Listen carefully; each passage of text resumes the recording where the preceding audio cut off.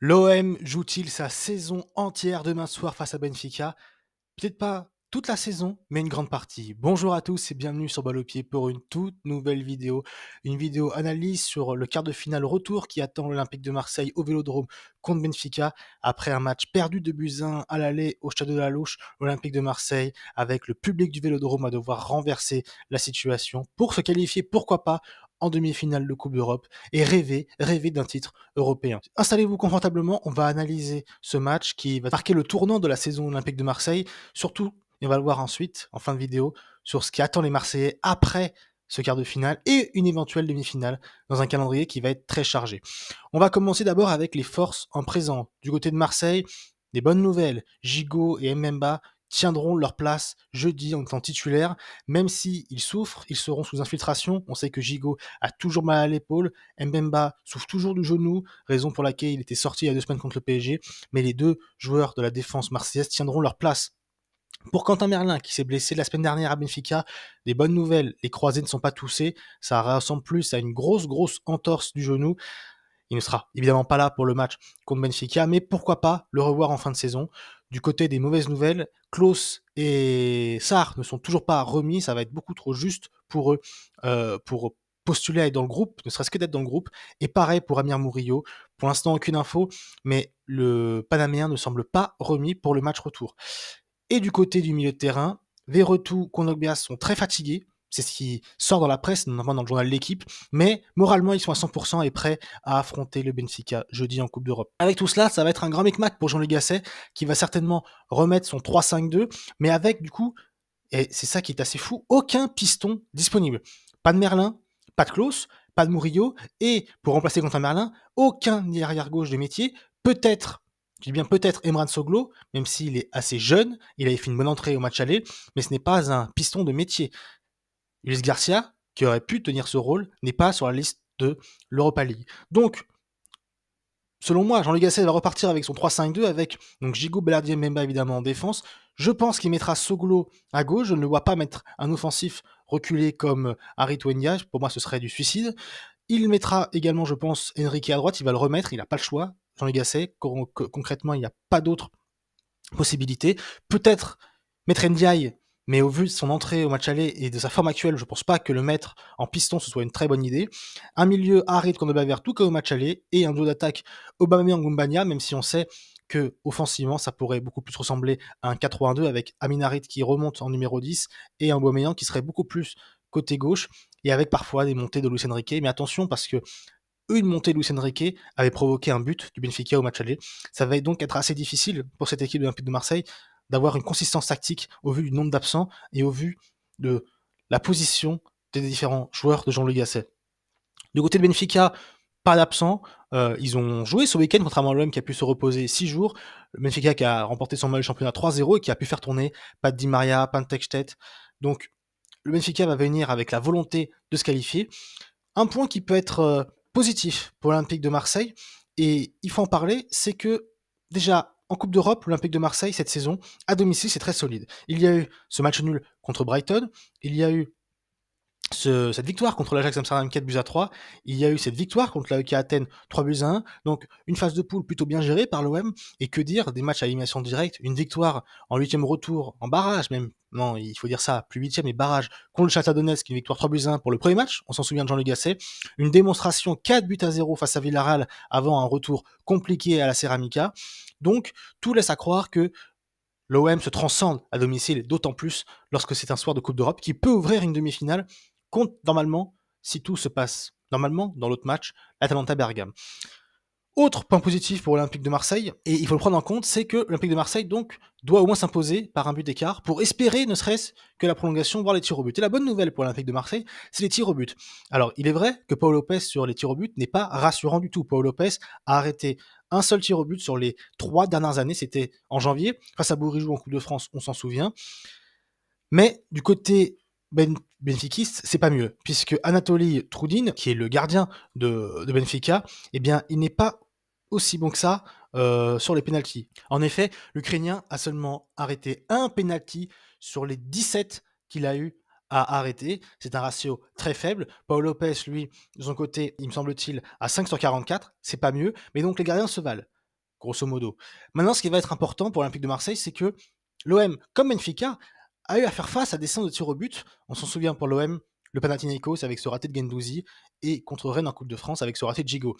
Mais sur ces deux tirs au but, sur ces deux séances de tirs au but, il n'y a que deux joueurs qui ont raté leur chance, et Gigot, c'était sur des pénaltys qui sont allés jusqu'à le 9e, voire le 10e, il me semble, tireur, ce qui a des probabilités un peu maigres d'arriver. Du côté de Benfica, c'est beaucoup moins le cas. Benfica a eu plusieurs séances. Il y a une séance en Coupe du Portugal en janvier avec deux joueurs qui ont raté leur penalty, en la personne de Marcos Leonardo, qui n'est pas un titulaire indiscutable, et Thomas Araujo, le défenseur central. Il y a également, pas plus tard qu'il y a un mois, même pas 3 semaines, en Ligue portugaise, des pénaltys dans le jeu, deux qui ont été tirés respectivement par Di Maria et Cabral, c'était, me semble, contre Boavista, si je ne me trompe pas, les deux ont été arrêtés. Il y a 4 joueurs différents cette saison du Benfica qui ont raté un penalty, dont Angel Di Maria qui est quand même réputé pour être un très bon tireur.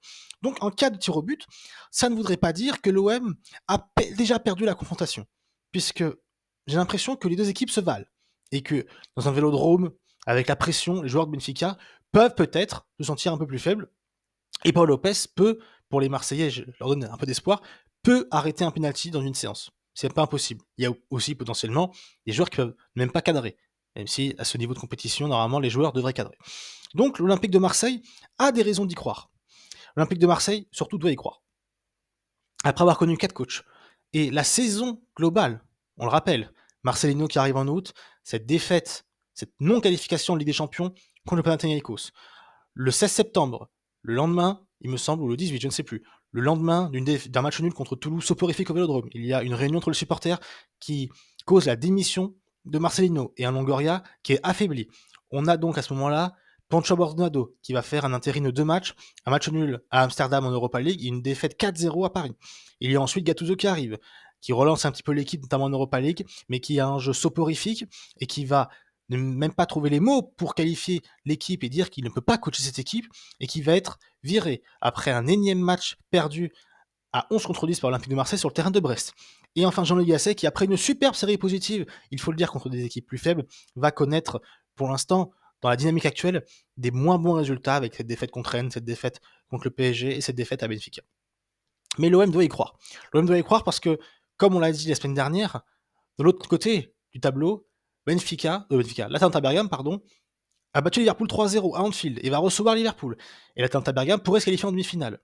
Ce qui pourrait amener l'OM à jouer une demi-finale contre Bergame avec un match aller à domicile où l'OM, imaginons, pourrait faire un résultat très très intéressant avec 2 ou 3 buts d'écart par exemple. C'est pas impossible quand on voit leur dynamique en Europa League à domicile.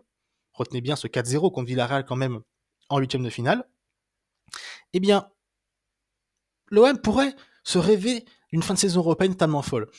Mais l'OM, s'il se qualifie en demi-finale, va avoir 2 matchs à insérer un jeudi, et je pense pas que la LFP va refaire comme cette fois-ci pour les clubs français, c'est-à-dire décaler le match championnat du week-end en semaine. Parce que le calendrier marseillais pour la fin de saison va être très important. Comme je l'ai dit dans ma précédente vidéo, l'OM est sur un run de 2 semaines très important pour sa saison. Aussi bien en Coupe d'Europe, qui est pour l'instant le seul, entre guillemets, soleil, le seul, on va dire un petit peu piment de la saison olympique de Marseille et de ses supporters, parce qu'en Ligue 1, il va y avoir un calendrier dantesque. Pourquoi dantesque ? Parce que l'Olympique de Marseille, tout simplement, va consécutivement aller à Toulouse, et quand on voit la formation de Toulouse, ce n'est jamais facile, ils vont recevoir Nice, ils vont recevoir Lens, ils vont aller à Reims. Tout ça dans les 2 dernières semaines d'avril. On est entré dedans, avec à insérer là-dedans 1 voire 2 matchs, puisqu'il me semble que la deuxième demi-finale, donc la demi-finale retour, est début mai, insérer 2 matchs d'Europa League. Des matchs d'Europa League qui, on sait, est très intense physiquement, avec un effectif réduit, des joueurs qui certes pourront revenir petit à petit, mais ils doivent revenir depuis déjà quelques jours, quelques semaines, ils ne reviennent pas. Donc attention, parce que l'OM est dans un tournant de sa saison. Ce match contre Benfica, retour au Vélodrome, avec le public, avec la ferveur, peut enclencher une dynamique positive, mais il va falloir des retours, il va falloir un OM concentré, il va falloir que les individualités se mettent au niveau. On pense à Ndiaye, on pense à Harit, qui ont eu des rentrées difficiles, surtout Ndiaye. Harit lui a fait un match difficile comme Benfica, où certes ça a été le protagoniste de beaucoup d'actions, mais qui a beaucoup trop de déchets dans la dernière zone adverse. Ça va être aussi des joueurs qui doivent être impactants en rentrant. Unai, qui a fait une bonne entrée contre Benfica. Soglo, qui a fait une bonne entrée. Mais après, le banc est un peu désert. Il va falloir pour l'OM donc être fort. J'ai envie d'y croire que c'est au Vélodrome. la ferveur, l'OM en Coupe d'Europe, le fait qu'il y a quelque chose à faire cette saison en Ligue Europa quand on voit Liverpool qui est en ballottage très défavorable et que c'est l'Atalanta Bergame en face qui en plus elle aussi en championnat doit jouer à fond parce qu'elle joue une place qualificative en Champions League. L'OM a les cartes en main demain pour créer l'exploit parce qu'il faut le dire, arriver en demi-finale d'Europa League, c'est un exploit pour un club français. L'OM il y est habitué, mais un club français en demi-finale de Coupe d'Europe avec potentiellement Lille et le PSG qui peuvent faire de même. Parce qu'à l'heure où je tourne cette vidéo, le PSG n'a pas encore joué. Il joue ce soir contre le FC Barcelone à Montjuïc. Ça pourrait simplement faire du bien au football français. C'est ce qu'on a envie de voir. Un OM qui va en demi-finale de Coupe d'Europe, c'est toujours un bon signe pour le football français. Surtout dans une saison où l'OM est en grande difficulté avec, je vous l'ai dit, 4 coachs. Un jeu pas souvent attrayant, des individualités défaillantes. Mais ça pourrait créer une effervescence qui pourrait permettre à l'OM non seulement de sauver sa saison, qui est déjà pas loin d'être ratée, puisqu'on parlait de titres potentiellement concurrents du PSG en début de saison. On se souvient de ce mercato agressif. Ensuite, on a parlé d'au moins les 4 premiers. Là, on parle de Coupe d'Europe. Quand on sait qu'en championnat, Lyon est provisoirement repassé dans Marseille. Marseille est 8e, même pas, il est 9e, me semble-t-il, 9e du classement en ce moment. Avec un match en retard, certes, mais l'OM peut avoir une fin de saison folle, sauver sa saison avec une épopée en Coupe d'Europe, et avec cette épopée, créer un élan qui pourrait lui permettre de sauver sa saison, et pourquoi pas finir 5e, ce qui serait exceptionnel au vu des rebondissements marseillais durant cette saison 2023-2024. J'espère que cette vidéo, un petit peu analyse, pronostic, vous a plu. Moi, je le redis, je vois l'OM se qualifier dans un vélodrome en feu.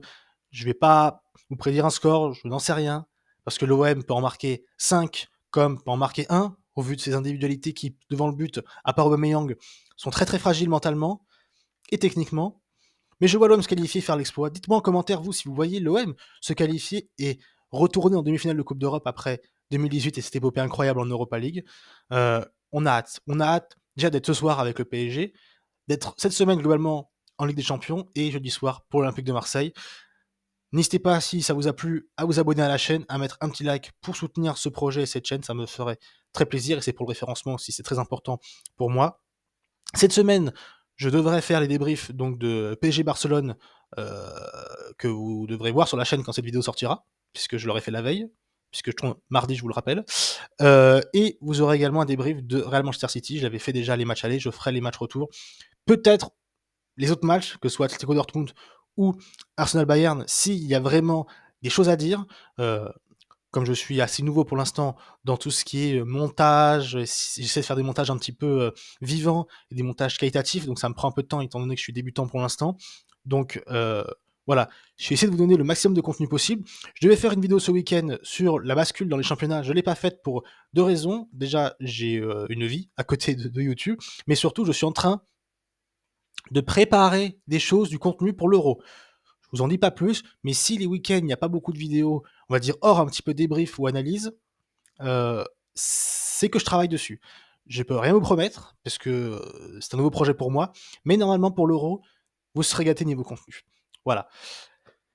Sur ces annonces radieuses et sur cette belle semaine qui nous attend, je vous souhaite à tous une très bonne journée, et vive le foot.